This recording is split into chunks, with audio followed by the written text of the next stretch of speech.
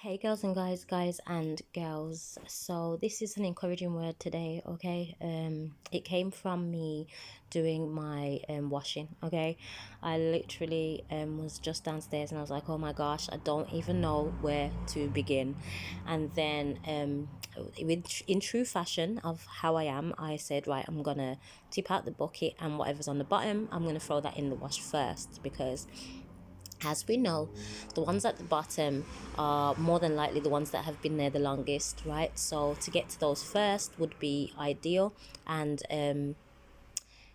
would help us to know that they've been there for a while, so there's no nasties, there's nothing to throw away, etc., etc. You know what it's like when you do washing. So I was like, okay, then we're going to do that. As I began to start putting them into the wash machine, loading them in, that's when he's turned to me and says, "I'm starting at the bottom." And I was like, "I'm starting at the bottom." And then he ministered to me that although right now you may feel like you're at the bottom of the pile and you've been overlooked and there's been no light at the end of the tunnel, like nothing has gone right, it just seems like you're stuck, right? He said now he's starting from the bottom, okay? Now he's going to restore, renew, replace, replenish all of these things back to you, whatever it is that you feel like you're in a loss with, or the things that have happened that have made you feel down, out, like there's no reprieve, like it's just a struggle constantly. Now he's saying he's coming in. He just needs you to hold on. Everything is being sorted for you, okay? And he gave me places in the Bible to go and look at, and the people in the Bible who seemed to be in the bottom of the pile, okay? The ones who seemed barren, who didn't have the things that people thought that they should, and were treated differently because of certain things that was going on with them. Like there's loads of people in the Bible who were looked down upon, right? But he gave me a specific few to look into so that you can get a gist of what he's saying here, okay? Because even though it may seem like you're down on low at right now, there is a testimony in your life, right? There are things that have to happen in order for you to have a testimony so that he can get the glory out of your life, right? So right now it might not seem like there's anything happening. Right now it may seem like it's just all like, did I even hear him properly when he said that I was supposed to be this or do this and things like that, okay? So you'll start to feel like that sometimes in life. We all kind of feel like that sometimes in life. Sometimes I've even sat there like, did I hear you correctly? Am I doing the right thing? And I go to him straight off the back so I can ask him them questions. I can't ask anybody else. He separated me from people anyway, so going and asking them anything wouldn't help anyway, because they wouldn't know. It's him and him alone who knows what he's saying to me, and then he proves it to me in certain ways, and then I'm like, oh my God, like, God's funny sometimes, okay? Like, he makes me laugh, genuinely makes me laugh sometimes, because of his sense of humor and the way that he does things and shows me things that he's actually doing. I have to laugh, right? Because I'm like, if you don't pay attention, you will miss it, right?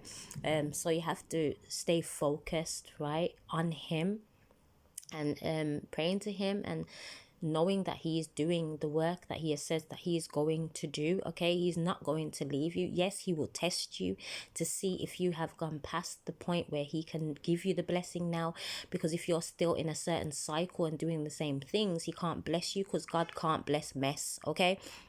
Right, so with that, he gave me the first one that came to me was the wife of Manoah, Samson's mom.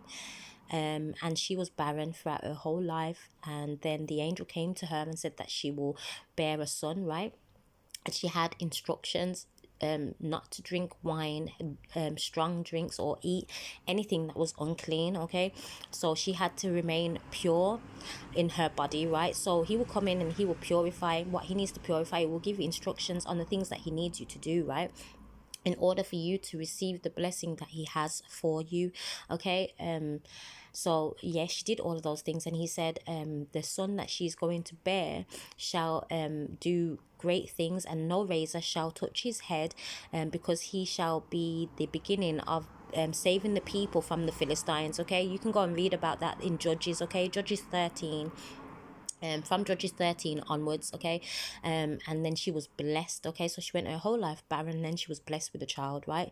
The first woman of the Bible, which is Sarah, other than Eve, right? Well, we might as well say the second woman of the Bible, but the story that pertains to this message I'm giving you now, right? Sarah was also barren for many years. I'm sure she was like 100 or 90 or 100, right? Well, she was 90 and her husband Abraham was 100, something like that. But she was far in age, right? And she didn't believe that she was going to bear a child either, right? And he came in, he gave specific instruction that she would have the child a year, same time this year, next year, basically she would have this child, right? She laughed, she didn't believe it at first, but in the end she ended up bearing her child, right? But before that, she got uneasy about it. She tried to take it into her own hands, and then she got her husband to marry Hagar and then have a child, but that was Ishmael. And God said he would bless Ishmael, but the covenant that he had said between Abraham and God himself was the child that would be Isaac, right? So in the end, she got blessed with her son. Okay, then he got me to David, right? David was the weaker looking son, right? Out of all of his brothers, you can go and read up about David also, right? He was tending to the sheep in the back, and God had went to one of the servants and said, right, you gotta go and I can't remember who the person is who he told. This is the thing, I've got to go back into the Bible and remember names, okay? Because names are important. He's doing a work in me, so just forgive me, okay? If you know the names, then you know the names, right? But go and read the stories yourself, and then you can see where I'm coming from, okay? But yeah, he went to go and